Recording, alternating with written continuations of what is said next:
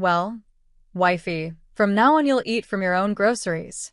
I'm sick of you taking my money, my husband declared, voice loud enough to rattle the spice jars. He stood in the doorway, one hand on his hip, the other still carrying the last of the grocery bags like a trophy. His grin was the kind that sounded pleased with himself even when it had no reason to be. I looked at the countertop, at the receipt he shoved toward me, at the little total circled in permanent condescension. The house smelled like garlic and cheap cologne, the clock over the stove ticking louder than it should. People make declarations when they think they're safe, I thought, when confidence stands on the brittle legs of someone else's inertia. My name is Sophie Hale. I'm 33. And if you think you know how this ends, stay tuned.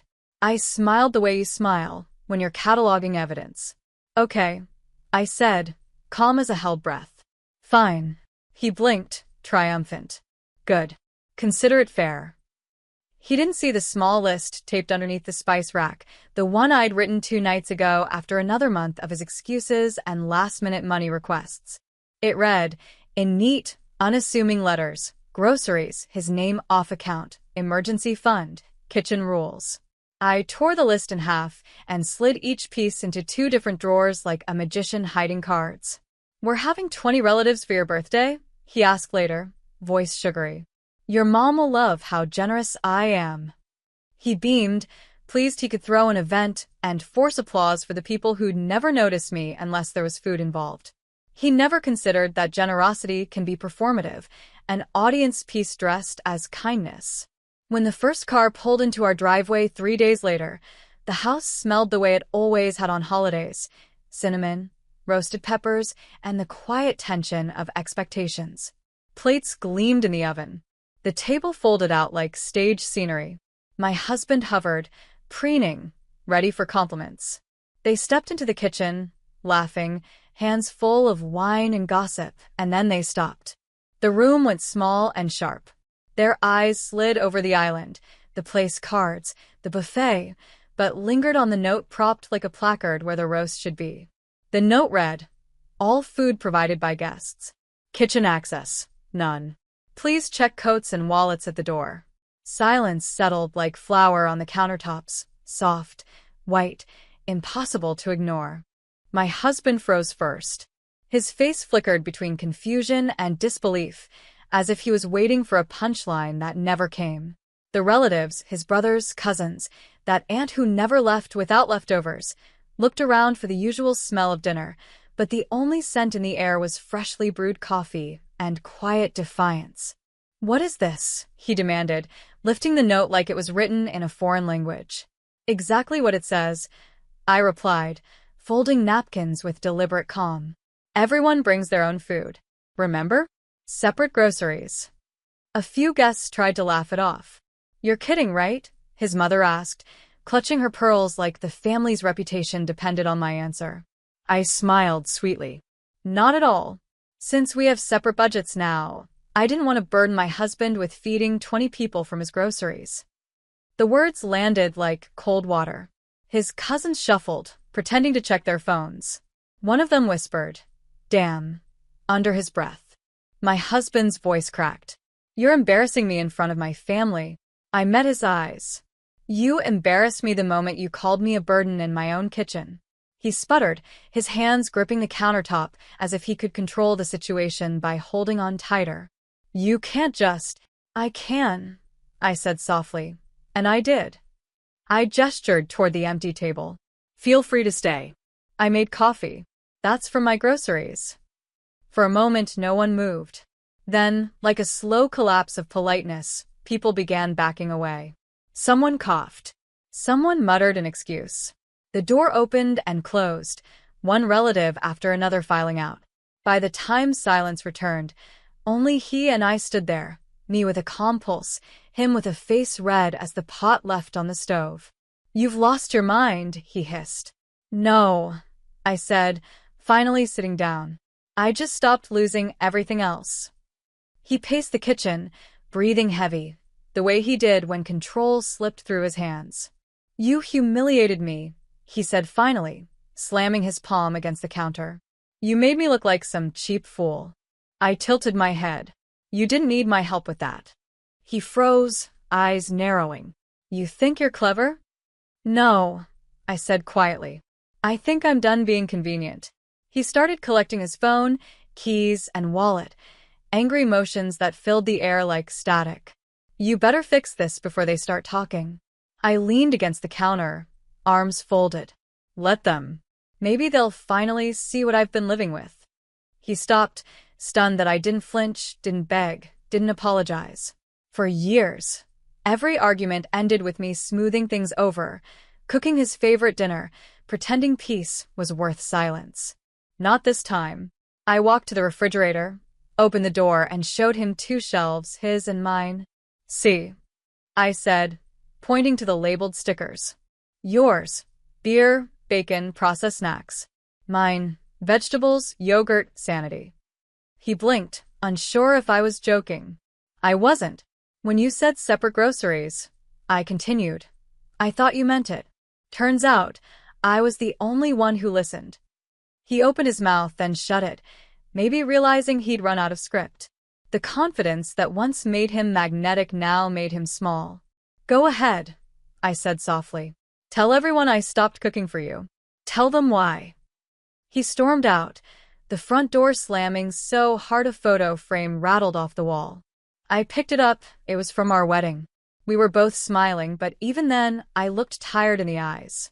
That night, I cooked a small dinner for one. My table never felt so peaceful. The next morning, the phone wouldn't stop buzzing. Missed calls from his mother, text messages from his cousins, and one especially dramatic voicemail from his sister. How could you do this to him on his birthday? I sat at the table eating oatmeal with blueberries, my groceries, and let the notifications pile up. Every ring was proof that my quiet had finally become louder than their noise. When he finally came home that afternoon, the air was thick with accusation. You've turned everyone against me, he said. No, I said, calmly rinsing my bowl. You did that the moment you treated your wife like an employee you could underpay. He scoffed. Oh, don't start your feminist nonsense. This isn't about that. You're right, I said, turning off the tap. It's about respect. The one thing you can't buy, though you've tried. He paced the kitchen again, just like the night before, his voice rising with every step. Do you know what people are saying? They think I'm broke. They think you control me. I leaned on the counter, meeting his eyes. If you cared half as much about the truth as you do about your image, we wouldn't be here. He clenched his jaw, grabbed his jacket, and muttered, Fine. You want separate lives? You've got it. And then he left again, tires screeching down the driveway.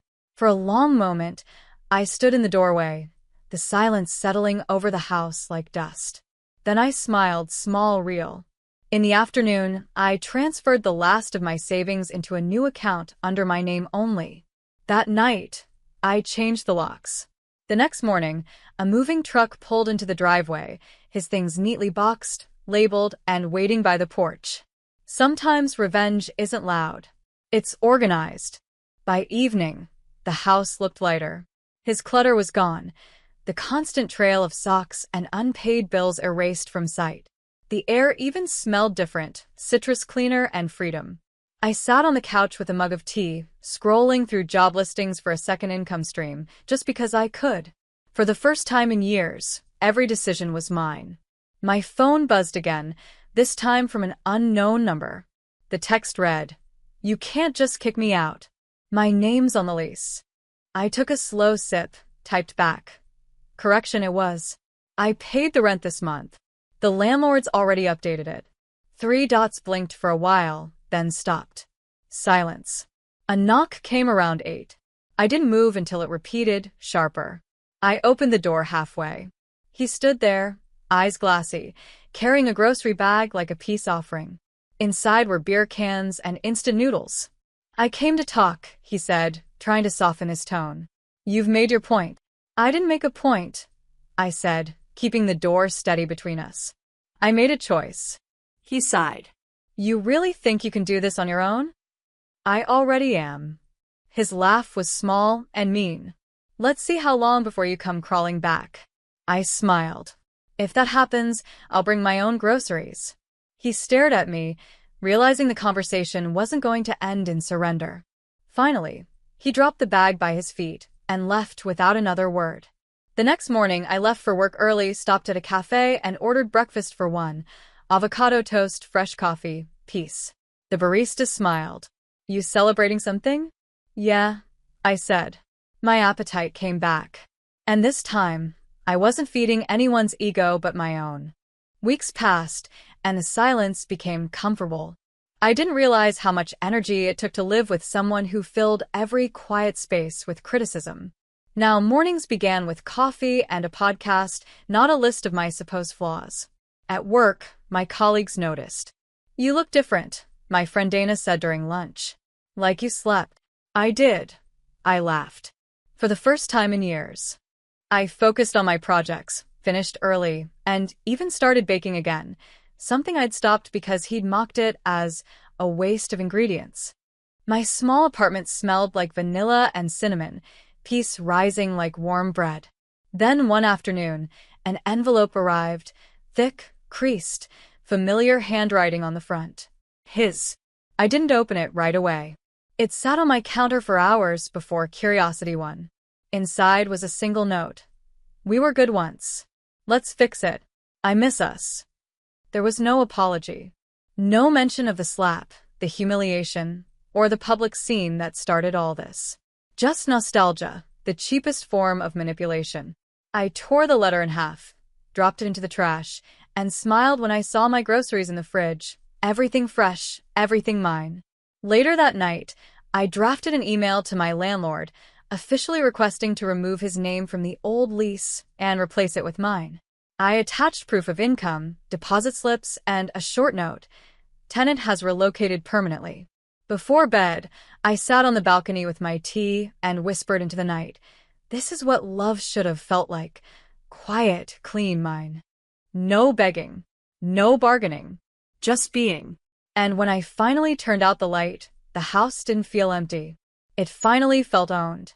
A month later, I came home to a letter taped to my door, not from him this time, but from his mother. Her words bled guilt between every line. "He's struggling, Rachel. He says you turned everyone against him. You were always the smart one. Can't you help?"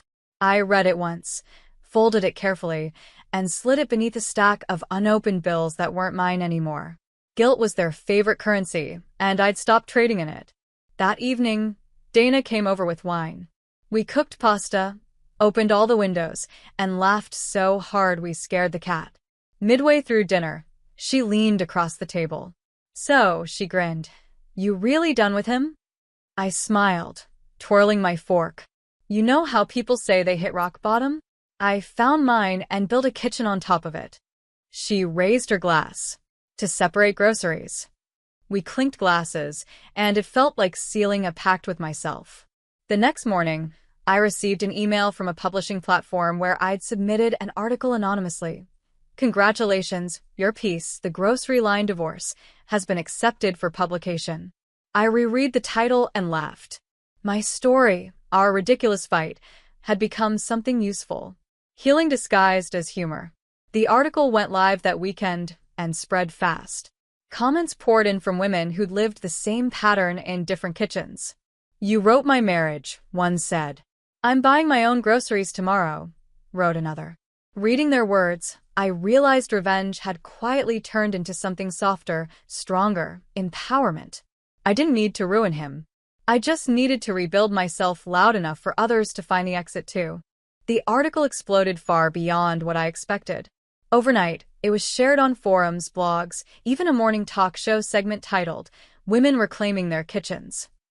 My inbox flooded with messages from strangers, some thanking me, others asking how to start over after years of being financially and emotionally erased. And then, inevitably, came one from him. No greeting, no apology, just a sentence. "I didn't know you'd turn our private life into a public joke." I read it twice, then typed back, "It's not a joke. It's a blueprint," and hit send. Weeks later, I stood in my newly painted kitchen, the same room where it all began. The walls were soft sage now, not beige like before.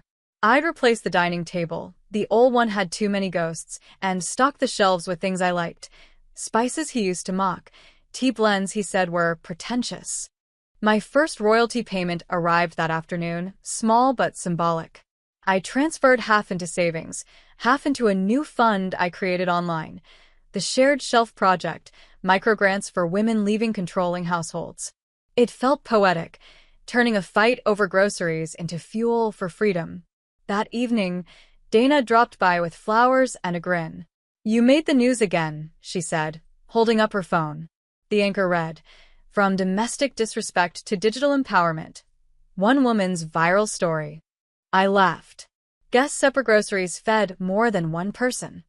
After she left, I poured myself a glass of wine, set it beside my dinner, a simple bowl of pasta, no audience, no performance, and looked around my quiet, sunlit kitchen. For years, I thought strength meant enduring. Now I knew it meant ending. I took one last sip, smiled at the life I'd cooked from scratch, and whispered to myself,